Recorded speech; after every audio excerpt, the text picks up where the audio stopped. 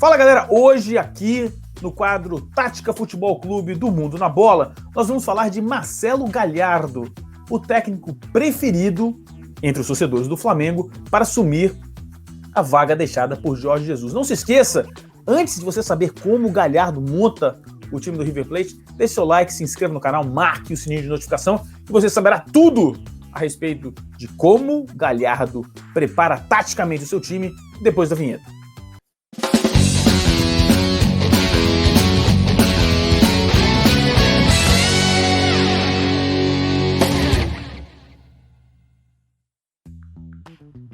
Análise tática pode até ser ruim, tá? Pode até ser ruim.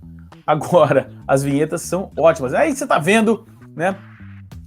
A estrutura original de Marcelo Galhardo. Mas tem mais o que falar dele, né? Marcelo Galhardo, técnico do River Plate, tem 44 anos. Não tem uma história muito longa como treinador. Treinou o Nacional do Uruguai, e agora treina o River Plate, um dos times mais tradicionais da Argentina, portanto, um dos times mais tradicionais do mundo. E ele tem sido muito êxito à frente do River Plate. Sob o comando de Marcelo Galhardo, o River Plate ganhou 10 títulos internacionais. 10 títulos internacionais, essa quantidade é maior do que a soma de todos os títulos internacionais da história do clube. Portanto, na Argentina, disse com propriedade, claro, que Marcelo Galhardo é o técnico mais vencedor da história do River Plate. Razão pela qual se ventila muito o nome dele na Europa. No começo desse ano, no final do ano passado, para ser mais preciso, o nome de Marcelo Galhardo foi ventilado, sabe aonde, galera? No Barcelona, mas a posição acabou ficando com o Quique Setien, que era técnico do Real Betis, enfim, o espanhol não foi dessa vez, mas ainda se espera que Marcelo Galhardo assuma um time europeu. Mas vamos lá, vamos analisar aí o time de Marcelo Galhardo. Uma das coisas importantes sobre o time de Marcelo Galhardo, antes da gente começar aqui a fazer movimentação dos jogadores, etc., é muito importante a gente entender uma coisa. Assistindo aos jogos do River Plate, algumas coisas ficaram bastante claras. É um time com uma variação tática muito grande. O time muda a forma de jogar entre jogos e mesmo dentro do mesmo do jogo. Isso sugere que o Marcelo Galhardo tem uma capacidade de informar aos jogadores, de passar as orientações muito grande, porque o jogador compreende e confia no técnico. A gente vê jogadores fazendo coisas um pouco diferentes daquilo do comum, né? Isso mostra que o técnico realmente tem o elenco na mão e o técnico consegue passar as informações com muita facilidade. Por exemplo, as variações técnicas que acontecem de um jogo para o outro, você imagina que o técnico informe no período entre os jogos, né, nos treinos, olha, hoje, amanhã nós vamos jogar dessa maneira. Mas dentro do jogo, dentro do mesmo jogo, às vezes sem passar pelo intervalo, dentro do mesmo tempo de jogo, é uma coisa muito impressionante. É o treinamento muito bem feito e a capacidade que ele tem de se comunicar, mesmo na beira do campo. Isso ficou claro na forma como ele organiza o time. E eu vou mostrar aqui para vocês. Eu acho que vocês vão entender o que eu estou tentando dizer. Essa aqui, ó, que você está vendo aí na tela, é a estrutura original, mais comum do time do River Plate, de Marcelo Galhardo. Uma linha de 4 na defesa, uma linha bem montada de 4 na defesa, e o meio-campo no famoso, no tradicional, belíssimo, né? Diamante, né? O diamante, de um lado nós temos o Pérez, do outro lado nós temos o Palácio, né, que segura, que são as duas peças fundamentais, ou foram fundamentais nos últimos anos, né? No tabuleiro de Marcelo Galhardo, e na frente os atacantes. Mas vamos começar dando uma olhada de como funciona essa estrutura, né?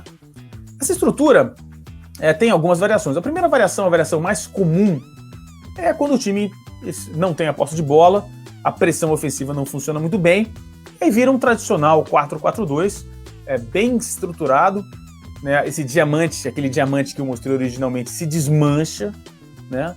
O Palácio recua, fica ali próximo do Pérez e forma duas linhas de marcação, com os atacantes também dando o primeiro combate. Essa é a primeira mudança, quando o time não consegue exercer a marcação sob pressão e o outro time está desenvolvendo as jogadas.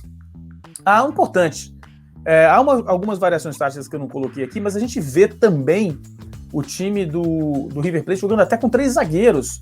Às vezes o Pérez mergulha, quando o Pérez não está jogando também. Ele monta uma linha de 3 zagueiros. A gente conseguiu em algumas vezes ver o time do River jogando com 3 zagueiros. Voltando aí à estrutura original, né? Há uma coisa importante. O Pérez, ele é responsável pela distribuição de bola. Então, ele é o cara, é o pivôzão, o antigo pivô, né? Chamava de pivô. É o jogador que... Não o pivô lá na frente, né? O atacante que mata a bola no peito.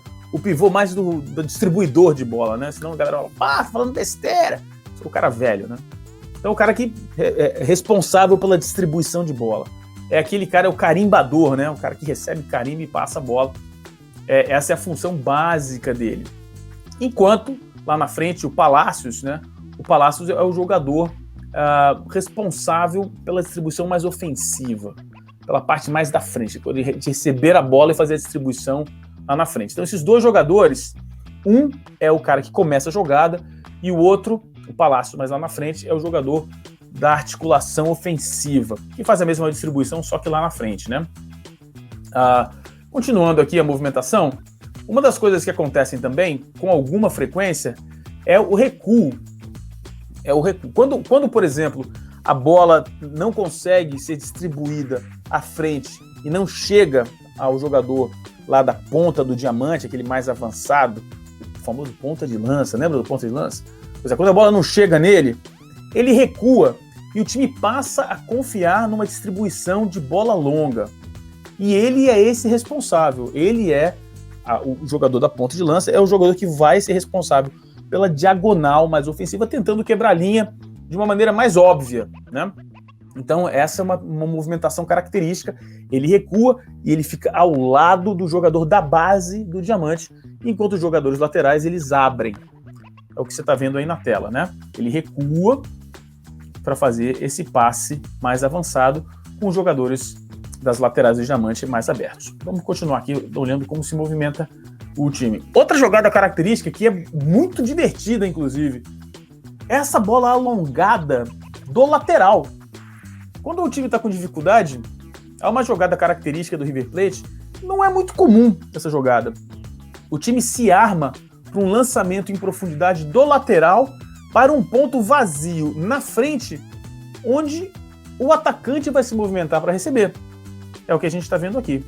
E essa movimentação do atacante, quando o atacante recebe a bola nesta posição, onde você está vendo aqui, onde eu estou movendo o mouse, quando recebe a bola nessa posição, ele se desloca da frente da área para a lateral do campo, abre um buraco no meio, e esse buraco é ocupado pelos jogadores do meio campo. Os jogadores do meio campo, sim, avançam com pouca marcação. O Palacios chega, e às vezes até o Pérez também chega nessa bola, porque ele abre um buraco, confunde a marcação. E você imagina lá o centroavante, trombador lá na frente, nem tem trombador. Quando o Prato joga é trombador, mas normalmente não. É um jogador mais leve, mas um jogador de combate, um jogador que joga próximo dos zagueiros. E num determinado momento, sem que haja uma movimentação de jogada, esse atacante corre para a lateral e ele recebe um lançamento. Não é aquele lançamento que a bola faz uma parábola longa, é um lançamento não rasteiro, mas com a bola rasa, né? Que a bola viaja com bastante velocidade, uma bola veloz, não é uma bola de parábola, né? É uma bola direta. Isso pega de surpresa a defesa não entende, então o lateral e o zagueiro vêm acompanhar o atacante, normalmente vem acompanhar o atacante, abre um buraco no meio da defesa. É muito interessante essa jogada. E aí, né, falando da marcação, do sistema de marcação, o time volta para marcar, e quando o time volta para marcar, tem uma coisa bastante característica, não é só do Marcelo Galhardo, é uma coisa até bastante comum. O Galhardo povoa a parte central do campo. Povoa. E deixa as laterais normalmente desocupadas, por 2 razões. Primeiro, para liberar as subidas dos laterais. Então, os laterais têm capacidade de subir à vontade. A questão da subida dos laterais gera normalmente um espaço vago nas costas dele, que precisa ser coberto. No caso do River Plate, é uma coisa curiosa. Essa cobertura não é muito bem desenhada. O Marcelo Galhardo não confia, não deixa a cobertura como sendo uma coisa principal. fica a cargo dos jogadores na povoação, no povoamento do meio-campo. Povoação é ruim, né? Na ocupação do meio-campo, evitar que uma jogada pela lateral tenha desfecho. Então, os jogadores que estão correndo pela lateral do campo têm alguma liberdade, mas os jogadores do meio têm uma marcação muito, muito forte. E aí, os laterais ficam nesse processo insano de subir e descer, subir e descer. E aí, já próximo de uma outra movimentação, é o seguinte: quando esses laterais sobem, como você está vendo aqui, os dois laterais bem adiantados, essa é a formação ofensiva do River Plate. O River Plate que foi, durante alguns anos, provavelmente ainda é esse ano, o time mais ofensivo do campeonato argentino, com mais gols marcados, mais posse de bola, mais pênaltis, mais faltas recebidas, mais córner. Por quê? Porque ele tem essa estrutura ofensiva com 8 jogadores.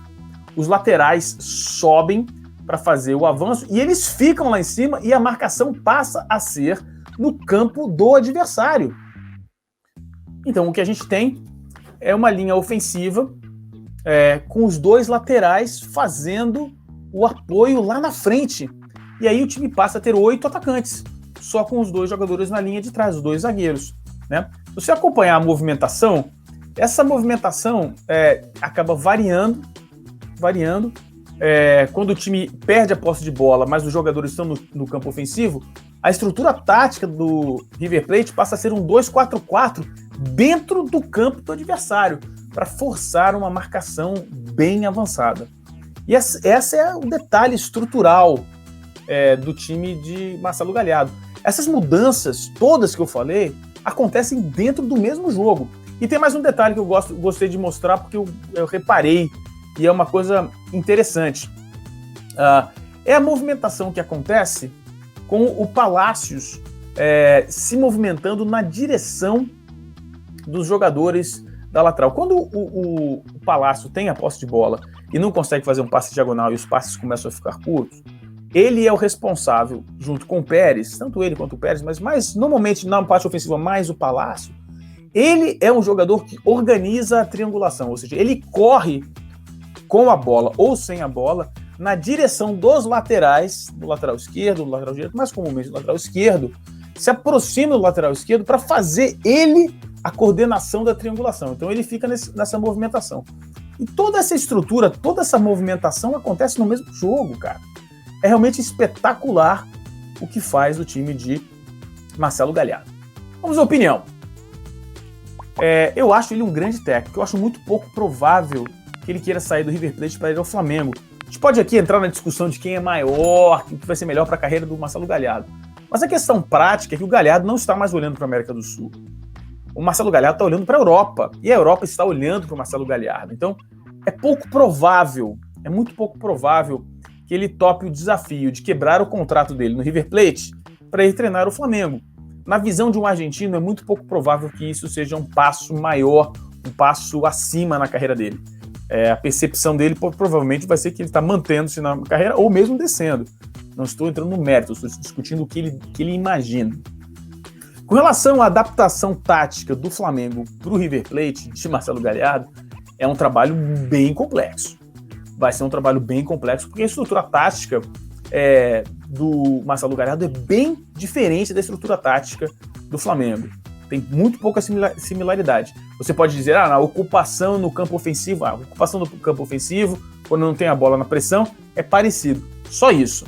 As movimentações são diferentes, a organização tática é diferente e as jogadas são diferentes. Então, ele vindo para o Flamengo, vai ter um período relativamente turbulento de adaptação. Mas tem credenciais. É um grande técnico e fez um grande trabalho no River Plate. Meu nome é Fabrício Kika, aqui no Mundo na Bola, e esse foi o Tática Futebol Clube de Marcelo Gallardo, o técnico preferido entre os torcedores do Flamengo para substituir Jorge Jesus. Antes de você sair, deixe seu like, se inscreva no canal, faça parte dessa família aqui no Mundo na Bola que não para de crescer. Um grande abraço e nos vemos aqui no Mundo na Bola. Fomos!